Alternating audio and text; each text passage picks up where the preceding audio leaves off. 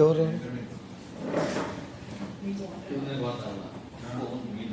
నాది చాలామంది అడుగుతూ ఉన్నారు. డిఫరెంట్ క్లాస్ అంతా కవర్ కావాలి. ఇది ఒక్కటే సబ్జెక్ట్ కూడా కవర్ కావాల్సింది మర్చిపోయాను. స్టాండ్ తెచ్చిన అదే పని స్టాండ్ తెచ్చిన బెంగళూరులో ఎన్ని 3 స్టాండ్లు కొనింటే ఇప్పుడు ఒక్కోటి 3,000 4,000. ఓకే, మనకు ముఖ్యం అమౌంట్ కాదు కదా. ఇది మళ్ళీ అందరికి చెప్పాలి కదా.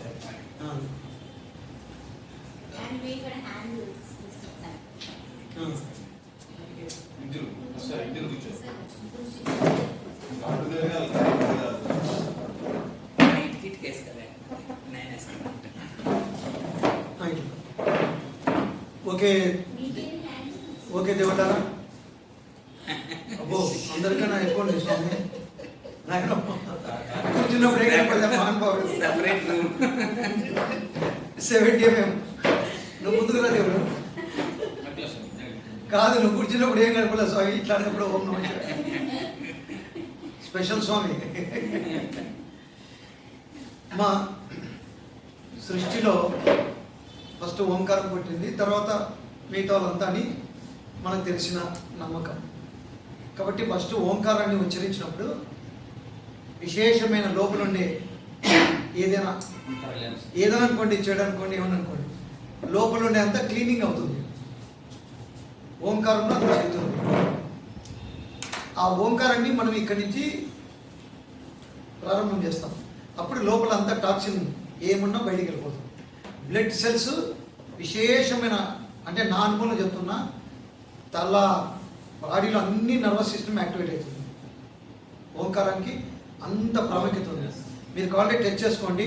మీరు తాగే వాటర్ ఉంది కదా, ఇట్లా పట్టుకొని ఇంట్లో బియ్యం కడిగేటప్పుడు కానీ, వంట చేసేటప్పుడు కానీ ఓ అని వంట చేయండి. తర్వాత ఆ వాటర్ ఇలా ఎంత శక్తి వచ్చేది మీరు చూసుకోండి. శబ్దానికి ఇదైతుంది నీరు. మీరు టచ్ చేయండి అమ్మా. ఇప్పుడు మీరు నీళ్ళు వంట చేస్తారు కదా, ఆ నీళ్ళను ఇట్లా హరి ఓం అని 9 సార్లు అన్నాక వంట చేసి చూడండి. తర్వాత ఆ ఫుడ్ తిన్నా మీరు చెప్పండి. నేను వెండి ప్రయోగాలు అయిపోయినాయి. తర్వాత మీరు ఓంకారధ్వని చేసినప్పుడు ఇంట్లో పాత్రలులే ఇట్లా లేసి ఇట్లా షేప్ కూడా అవుతాయి. అంటే మనకు అంత శక్తి ఉంది, మనకు తెలియదు. కొండలు కూడా కరిగించవచ్చు. మీలో ఉన్న శక్తి మీకు తెలియజేయడమే క్రియాయోగం. క్రియాయోగం మెయిన్ సబ్జెక్ట్ అదే. అనంతమైన శక్తి ఉంది. ఎంత పరదన్న అయినా ఊరికి ఇట్లా అనొచ్చు.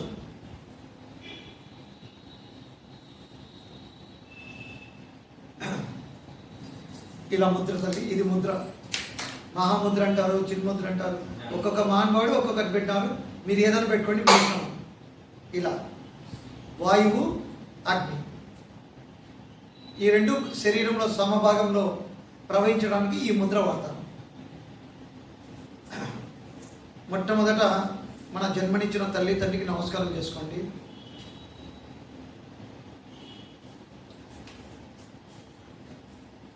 తర్వాత అమ్మ, స్త్రీలు మీ భర్తకు చేసుకోవాలి, మీ అత్తమామకు చేసుకోవాలి. పెళ్ళైన పురుషులందరూ భార్యకు చేసుకోవాలి, భార్య తల్లిదండ్రికి చేసుకోవాలి. తర్వాత చిన్నతనంలో మీకు విద్య చెప్పిన గురుదేవులకు చేసుకోవాలి, విద్యాభ్యాసం. తర్వాత మీరు ఇష్ట దైవానికి చేసుకోవాలి, ఇంటి దైవానికి.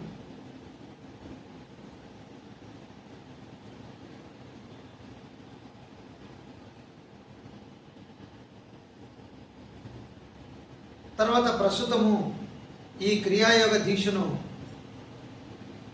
మహా అవతార్ బాబాజీ గారికి మనందరం శరణం చెప్పండి అమ్మ అందరూ. మహా అవతార్ బాబాజీ ఆత్మకు శరణం శరణం శరణం. యుక్తేశ్వర్ స్వామి ఆత్మకు శరణం శరణం శరణం. శ్యామాచరణ్ లాహిరి మహాశయ ఆత్మకు శరణం శరణం శరణం. పరమహంస యోగానంద స్వామి ఆత్మకు శరణం శరణం శరణం. ఓకే, బయటకు వచ్చేది. ఒక్కటి గుర్తుపెట్టుకోండి అమ్మా, ఇందాక ఈ మాటబో నుంచి ఒక పాయింట్ వచ్చింది. ఈ మాటబో నుంచి ఒక్కటి కొట్టండి. ఒక్కొక్క మహానుభావుడు కూర్చున్నప్పుడు మనం ఒక్కొక్కటి మాట్లాడినప్పుడు బయటకు వస్తుంది. అది ఎందుకు ఇక్కడ చెప్పాలని వస్తుంది, లేకుండా మనం స్టార్ట్ చేయాలి. చెప్పండి. శ్వాస ఉంటే శివము, శ్వాస లేకుంటే శవము. అందరిలో ఉండే శివుడు ఒకడా వేరా? శివుడు ఒకడే కదా. మళ్ళీ ఒక్క శివునికి ఇన్ని జాతకాలు ఉంటాయా? ఇన్ని గోత్రాలు ఉంటాయా? ఏమి ఇట్టింటాను 90% 10% అట్లా ఉంటుంది, 100% ఇట్లా. ఏమ్మా, ఒక్కడే శివుడు ఇన్ని జాతకాలు ఉంటాయా? ఇన్ని గోత్రాలు ఉంటాయా? ఇన్ని కులాల మతాలు ఉంటాయా? నీకేమ్మా? శ్వాస ఉంటే శివము, శ్వాస లేకుంటే శవము. వాస్తుందే అంటే శివుడు ఆన్య పూజా గదిలో ఉంటాడా? ఏడ ఉన్నాడా? అసలు బయట ఉంటాడా లోపల ఉంటాడా? ఈడ ఉంటే ఆడాడున్నాడు. ఈడ లేని ఆడాడున్నాడు తల్లి. ఉండేది ఈడ, మళ్ళీ మనం ఏంటి వాస్తు అంటున్నాం? అదంతా క్రియేషన్. కొంతమంది మహానుభావులు క్రియేషన్ చేసినారు, వాళ్ళు బతకడానికి చెప్తారు. నేను వాస్తు నేర్చుకున్నా, నాకు తెలియని అన్నీ నేర్చుకున్నా, ఇప్పుడు అన్నీ సున్నా చుట్టేసిన. మీ దగ్గర డబ్బు తీసుకోవాలని నీకేం చేయాలమ్మా? నీకు వచ్చి ఏం చేయాలా? ఇత్తనం వేయాలి ఏదో ఒకటి. అప్పుడు ఏం చేస్తావు నువ్వు? మీ ఆయనకు వచ్చినా అది నస పెడతావు. ఎందుకు ఈ బాధ అని చెప్పి వాడిని పిలుచుకొస్తావు. వాడు ఏం చేస్తాడు? మీ ఇంట్లో ఏదో బాగాలేదు, ఏం చెప్తాడు? వాస్తు బాగాలేదు అంటాడు. నీ ఇంట్లో బాగాలేనప్పుడు వాస్తు బాగాలేదు.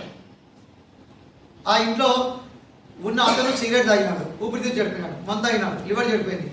ఇల్లు తాగిందే సిగరెట్, మందు ఇల్లు తాగిందే.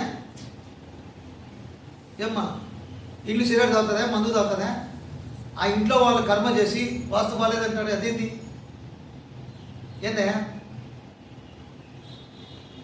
మీకు ఒకటే ఒక సూచనలు చెప్తా. ఇప్పుడు ఇట్లా కొలత ఉంది ఇది, ఈ స్థలం. ఈ స్థలంలో తూర్పు ఈ పక్క చెప్పండి అందరూ. ఆదానై పవావు ఈ ఏం నవ్వుతారు, అట్లే అనాల్సింది. ఆదానై పవావు. ఇప్పుడు తూర్పు ఏదో ఎక్కడ? ఇది తూర్పు కదా. అంటే ఆగ్నేయం. ఆదానై పవావు ఈ. అది ఈ అంటే ఏది? దేవుడి మూల. దీన్ని ఇట్లా కట్ చేసినాం అనుకోండి, ఈ తూర్పు ఎక్కడికి పోతుంది? ఇది ఇద్దరు పంచుకున్నారు అన్నదమ్ములు, ఈ తూర్పు అక్కడికి పోతుంది కదా. అప్పుడు ఈశాన్యములు ఏమవుతుంది? దిక్కులు మారిపోయాయి. ఇప్పుడు ఈయన ఏమైంది? ఇది ఈశాన్యమైంది. ఈయనేమో ఓం నమః శివాయ అంటాడు, ఆయనేమో అది టాయిలెట్ మూల, ఆయనేమో డబా డబా అంటాడు శనగపిండి బజ్జీ తిని, ఈయనేమో ఓం నమః శివాయ అంటాడు. ఊరికే గోడ కడతారే, దిక్కులు ఏమైనాయి? మళ్ళీ ఈశాన్యం అక్కడి నుంచి ఇడికెట్లు వచ్చినాడు దేవుడు. ఏమయ్యా? ఈశాన్యంలోనే ఉంటాడు దేవుడు.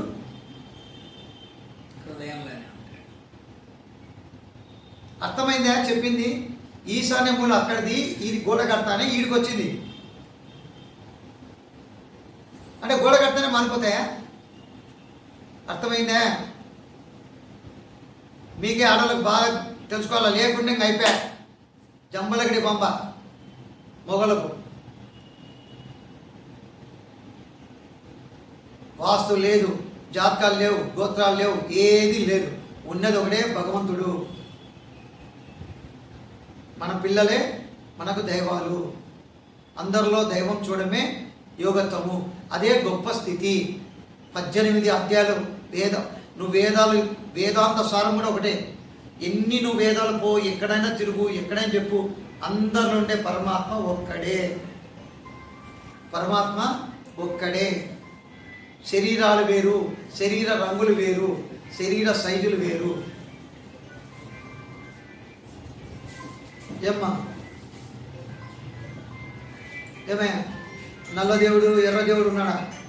ఎర్ర శ్వాస నల్ల శ్వాస ఉందా? ముసలి శ్వాస, వయసు శ్వాస ఉన్నాయా? చెట్టి శ్వాస, తుర్క శ్వాస, మంగళ శ్వాస, నాయుడు శ్వాస ఉన్నాయా? ఉన్నాయా? నువ్వు బాగా ఎర్రగా ఉండవు, ఎర్ర శ్వాసనా నువ్వు? ఎర్ర దేవుడు నల్ల దేవుడు ఉన్నాడా? ఏమే నువ్వు బాగా పొడుగు ఉండవు, పొడుగు దేవుడా? పొడుగు శ్వాస కమ్ కమ్ అంటారా? ఏమీ లేదు. దుబ్బ శ్వాస లేదు, బక్క శ్వాస లేదు. శరీర శైలులు వేరు, శరీర రంగులు వేరు. ఉండేది భగవంతుడు లోపల ఒకడే. ఏం అర్థమైందా? ఎవరు మీ ఆయన? ఈయన. అందుకేనా మా ఆయన ఎమ్మడి వస్తా, మా ఆయన ఎమ్మడి పోతా అంటాడు.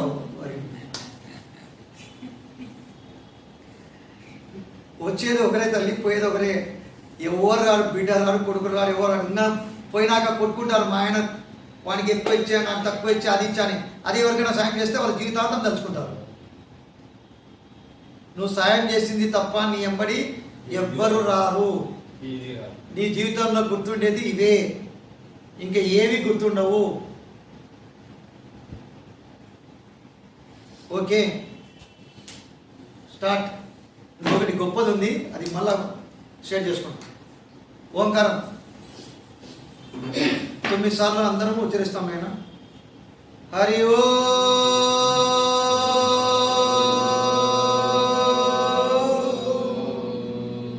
గట్టిగా రావాలి. ఆ బొడ్డు నుంచి ఎంత గట్టిగా వస్తే అంత లోపల నుంచి టాక్సిన్ బయటకు వస్తుంది. ఒకటే నాతో పాటే పలకండి. ఎంత గట్టిగా వస్తే అంత లోపల క్లీనింగ్ అవుతుంది.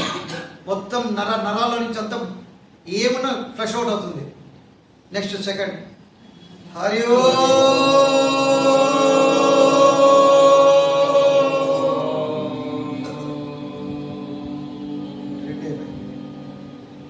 3 హరి ఓ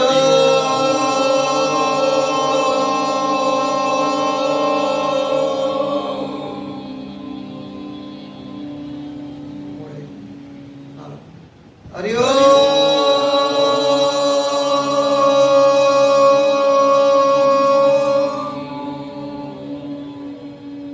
5 హరి ఓ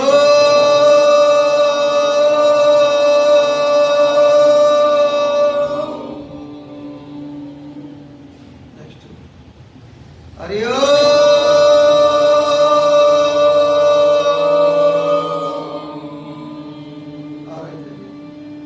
7 హరి ఓ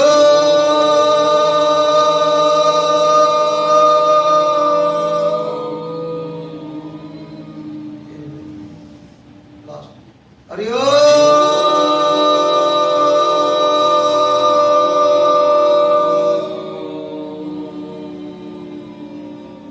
అట్లా కొస్తే కూర్చోండి, కళ్ళు మూసుకోండి, కళ్ళు తెరవకండి.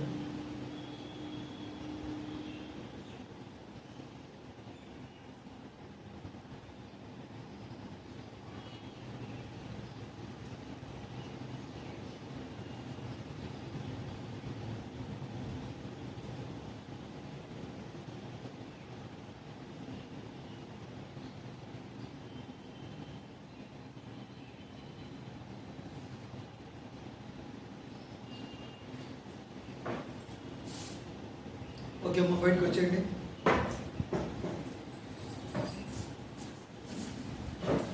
ఇలా చేతులు పెట్టాలమ్మా.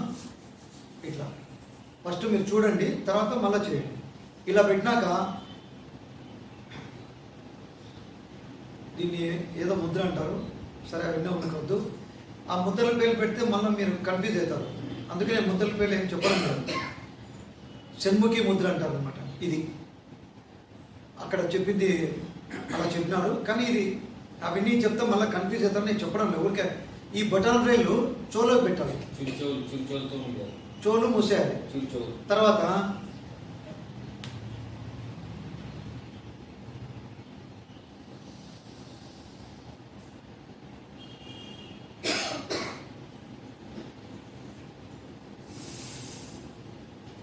అట్లా చూడండి.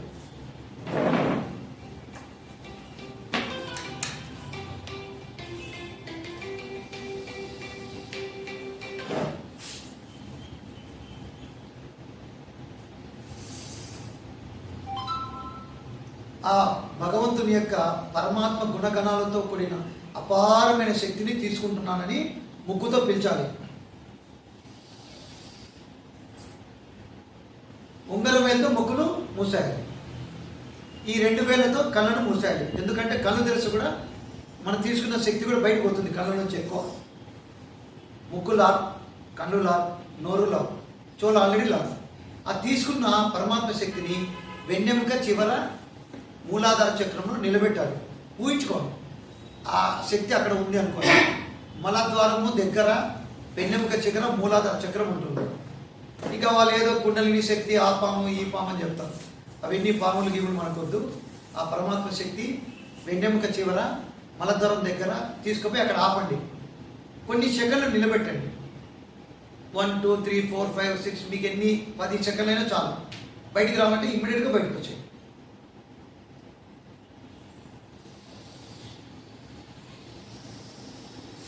అంతే ప్రాసెస్. ముందు చెవులు ఒక్కడే పెట్టాలమ్మా. పీల్చుకున్నాక ముక్కుల మీద పెట్టాలి. చూడము, చూడు ఇట్లే పెట్టాలి. ముందు ముక్కుల మీద పెట్టకూడదు. చూడు, ఊపిరి తీసుకున్నాక పెట్టాలి, ముందు పెట్టకూడదు. ఊపిరి తీసుకుంటూ తల ఎత్తండి. పిలుచు తల ఎత్తేసాయి, భుజమంత ఎత్తు. ఇప్పుడు మూసేయాలి కళ్ళు అన్ని. ఆ తీసుకున్న శక్తి వెన్నెముక చివర పెట్టండి. బాగా నిలబెట్టాలి. కౌంట్ చేయాలి. 1 2 3 4. మీరు ఎక్కువ చేయాలి స్వామి, కౌంట్ ఎక్కువ చేయాలి. మీకు ఇది ఉంది బాగా వాతము.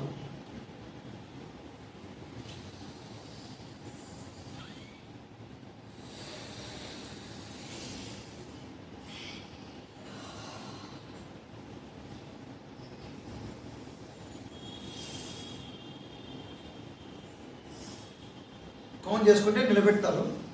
ఒకవేళ బయటికి రావాలంటే వచ్చేసేది.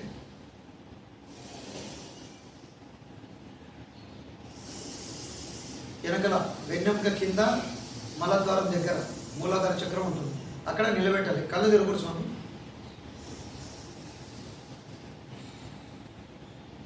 ఉంగరం వేలు పెట్టాలి ముక్కు మీద. ఉంగరం వేలే పెట్టాలి. మిగతా వేలు కళ్ళ మీద పెట్టుకోవాలి. ఆ శక్తి వెన్నెముక వెనకల చివర నోరు కూడా మూసేయాలి. నోట్లోంచి కూడా ఎనర్జీ పోతుంది. కళ్ళు, ముక్కు, చెవులు అన్నీ లాక్.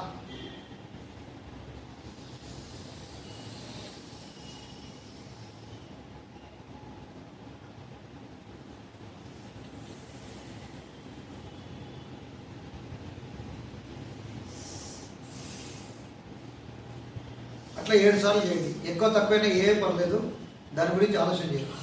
తక్కువైనా పర్లేదు, ఎక్కువైనా పర్లేదు.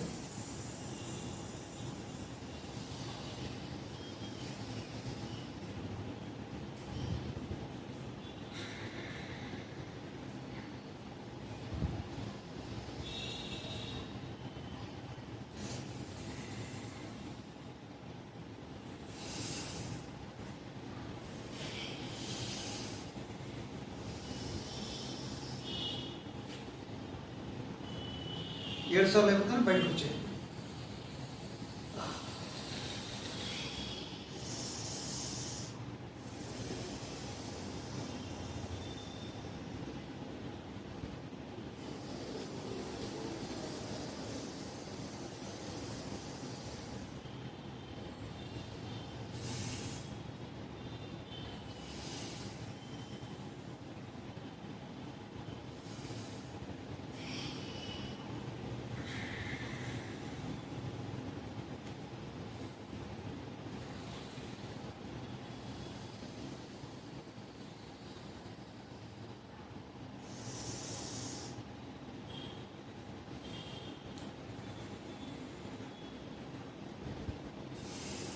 ఏడు సార్లు అయింది స్వామి.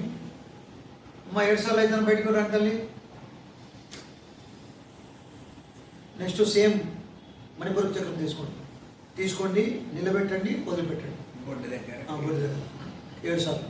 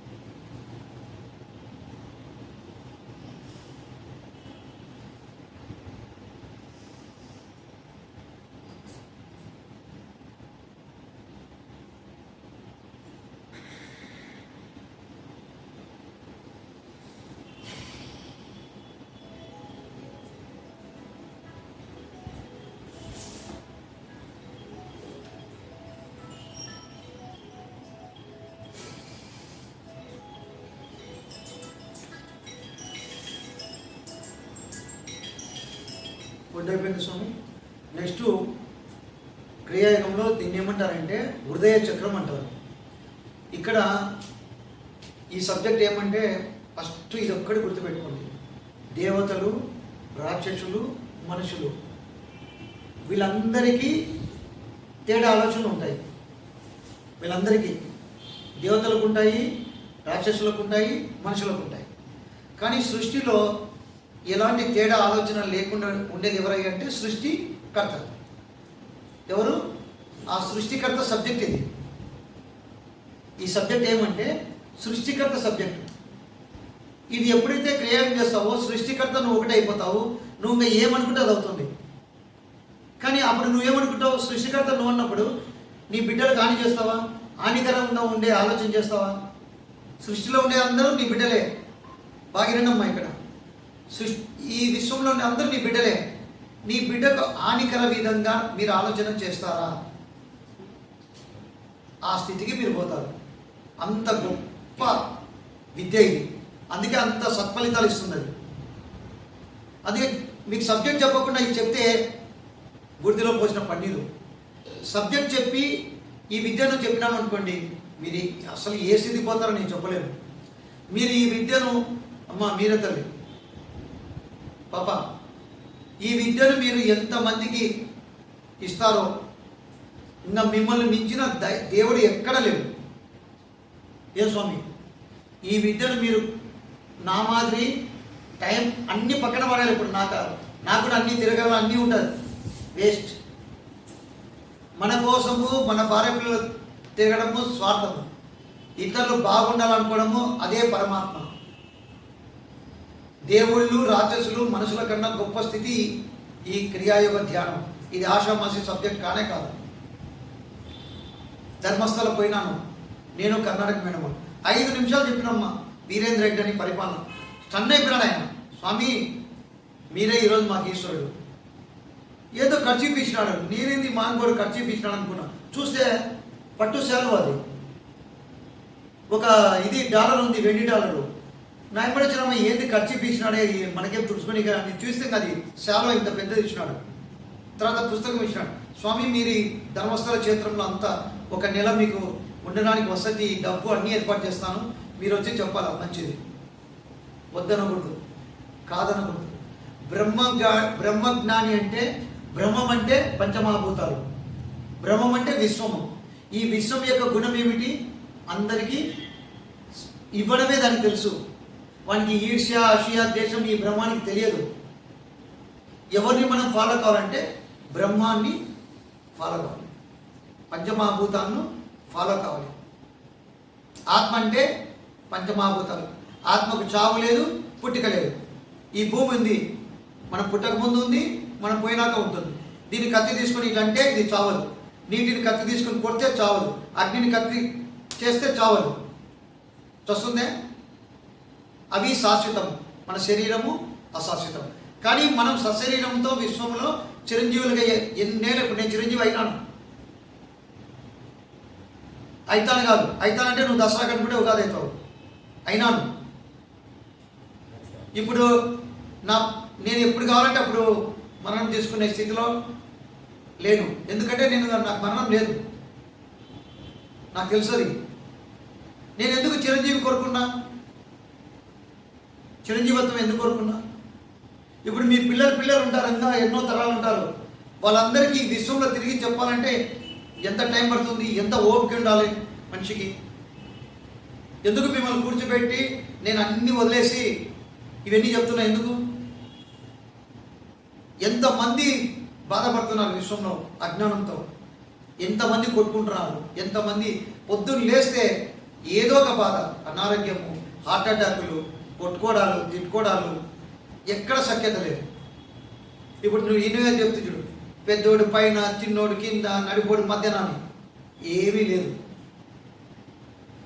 అయితే నెక్స్ట్ ఏం చేస్తారంటమ్మా, మనం తీసుకున్న ఆ భగవంతుని యొక్క అపారమైన శక్తిని, ఈ హృదయ చక్రము చాలా గొప్పదమ్మా. ఇక్కడ పరమాత్మ ఉంటాడంట. ఈ పరమాత్మ దగ్గరికి తీసుకొని మీరు నిలబెట్టి చూడండి. ఇక్కడంతా చల్లగా ఒక నేచర్లో పోయినట్టు ఉంటుంది. నేచర్లో ఎలాంటి ఫీలింగ్ వస్తుందో ఆ ఫీలింగ్ తీసుకున్న శక్తిని ఇక్కడ నిలబెట్టండి. కొన్ని క్షణాలు ఆపండి, వదలండి, 7 సార్లు చేయండి.